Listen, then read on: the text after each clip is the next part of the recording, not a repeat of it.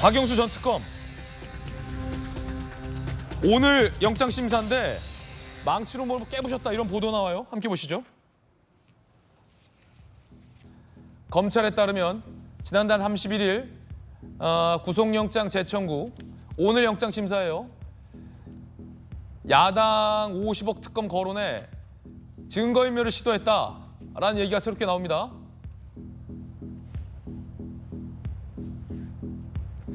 구속영장 청구서 내용 보면 박영수 전 특검이 최측근과 상의한 후 휴대전화를 망치로 부수고 PC 기록과 서류를 폐기했다.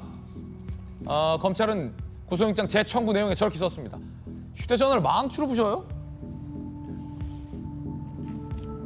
김재섭 비대위원님. 네. 잠시 후에 얘기 여쭙겠고. 전용기 의원님. 아니 이게 노하우를 많이 아시는 분이라 그런지 증거인멸, 휴대전화 인멸하는 방법이 망치로 부시네요. 그러니까 송영길 전 대표는 이거보다 좀 단순한 것 같아. 그냥 깡통폭 냈잖아요. 근데 망치로 부술. 포렌식 안 나오게 하려고 한 것 아닐까 싶습니다. 그러니까 지금 우리 사회가 보면 법조인들이 나쁜 거 잘 가르쳐 주는 것 같아요. 그러니까 지금 그 박영수 특검 같은 경우에도 법을 너무 잘 아는 분 아닙니까? 그러니까 포렌식 돌리지 않기 위해서 그리고 뭐 SD 카드 이런 것까지 뭐 부수려고 한 것 아니겠습니까? 망치로 부수는 건 생각도 못했네. 그러다 보니까 이제 증거인멸 우려가 충분한 거죠. 그러니까 법조인들이 세상에 빛을 알려주지는 못할 망정 저런 안 좋은 모습만 보여주다 보면 우리 사회가 더 병들어가는데 참 안타까운 심정이고요. 한동훈 장관만 봐도 그렇지 않습니까? 휴대폰 비밀번호 잠궈버리지 않았습니까? 그러니까 요새는 휴대폰 비밀번호 안 알려주는 게 트렌드가 된 것 같아요. 그러다 보니까 뭐 깡통폰도 내기도 하고 그러니까 법을 잘 아시는 분들이 이렇게 법망을 피해가는 방법들을 이렇게 언론을 보도를 통해서 알려주게 되니까 송영길 전 대표도 그러네 변호사였네요. 그러니까요. 참 문제가 커지는 것 같습니다. 예, 김재수 비대위원님. 아니 특검은 공직자가 아니다라는 희대의 발언도 박영수 전 특검 측이 하셨잖아요. 그러더니 이제 망치로 헤드폰 부신다. 이거는 뭐라고 해명할지도 궁금하긴 합니다. 왜 망치로 부셨는지. 공교롭게 이재명 대표님도 또 변호사 법률가시잖아요. 성남시장 시절에 3개 정도 핸드폰을 교체하면서 사용했다라는 말도 제가 언론 보도상에서 본 바가 있고요.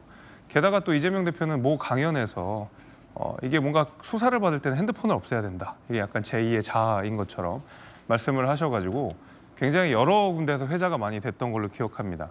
앞서 뭐 전윤기 의원님 말씀하신 대로 법률가들이 오히려 우리 사회의 불법을 조장한다. 우리 사회의 어떤 합법의 영역을 자꾸 침범한다라는 말씀하셨는데 대표적으로 이재명 대표가 그 휴대폰과 관련돼서는 좀 일가견이 있으신 분이다 보니까 아마 그런 부분들도 같이 국민들이 이제 견주셔서 보실 것 같습니다. 실제로 저거는 누가 봐도 증거 인멸을 하기 위한 것이죠. 뭐 단순히 깡통폰을 만드는 정도가 아니라 애초에 물리적으로 파괴해서 그 어떤 정보도 들여다보지 않겠다라고 들여다보지 못하겠다라고 하는 선언이기 때문에. 자, 이게 근데 뒤집어 보면 검사 특검이 가장 잘하는 확실한 방법이 부수는 방법이라는 거잖아요. 그렇죠. 그러니까 저거를 또 이제 국민들께 또 알려주는 그런 상황이 돼버린 건데.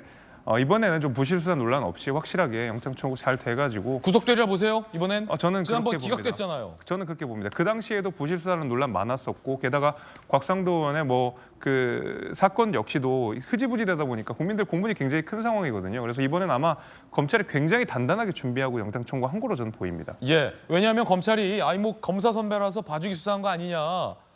민주당에서는 이재명 대표 관련된 사람들은 이렇게 세게 수사하더니 자기들 식구 수사는 대충 한다 이런 비판도 있었잖아요. 오늘 구속 여부에 따라서 검찰이 오명을 벗을 수도 있겠군요. 당연히 저는 그렇다 보고요. 특히 이제 박영수 특검과 지금 현 정부와의 어떤 연관성을 계속 시사하는 발언들을 민주당에서 했었거든요. 게다가 곽상도 의원 역시도 국민의힘 소속이었다 보니까 그런 의혹들을 계속 제기했는데 검찰이 여기서 제대로 승부수를 던져가지고 이런 논란들을 불식시켜야지만이 지금 민주당이 검찰이 부당한 탄압하고 있다. 이거 정권과 연결이 있는 거 아니냐. 검찰 공이다라는 프레임에 대해서 입을 싹 닫을 수 있을 거라고 생각하기 때문에 검찰 역시도 저는 여기 사활을 걸 거라고 봅니다. 왜냐하면 이제 구체적으로 망치로 부셨다라는 정황까지 검찰이 포착했다면 증거 인멸 행위로 구속 가능성은 높아지고 있다라는 얘기입니다. 지금 박영수 전 특검이 이미 검찰에 영장 실질 심사에 출석을 했다라는 사실도 취재 기자로부터 현장에서 확인이 됐습니다. 법원의 영장 실질 심사 결과 나오면 저희가 또 전해드리겠습니다. 김은경 혁신위원장 나왔습니까? 10시인데요. 안 나왔어요? 조금 전 대변인이 혁신위 대변인이 좀 지연된다라고 기자들에게 입장을 밝혔다고 합니다. 지금 나와 계신 분은 혁신위 대변인이군요. 김은경 혁신위원장이 대변인을 통해서 입장을 좀 주로 내세요. 마치 당 대표 행보 같다. 당내 이런 지적도 있는데 전현기 의원님 어떻게 보세요? 혁신위원장이 직접 말씀하시는 게 가장 좋은 것 같은데 저 어저께도 대변인이 나와서 사과할 것 없다 이렇게 말했거든요. 저는 거기에서 사실 가장 뜨악했던 지점이었습니다. 본인이 나와가지고 이런저런 이야기를 해도 모자랄 판에 대변인이 사과할 내용이 없다라고 얘기하는 것들이 사실 본인의 급을 굉장히 좀 높게 평가하는 것 같아요.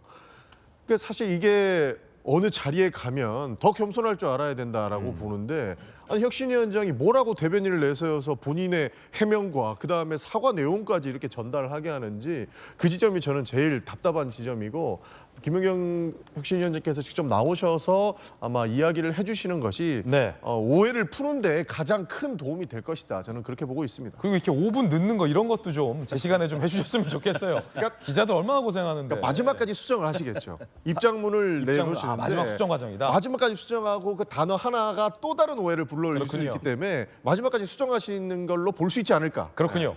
어쨌든 5분 늦어진다고 해서 그 늦어지는 시간 동안 두 번째 뜨거운 소식 전해드리겠습니다.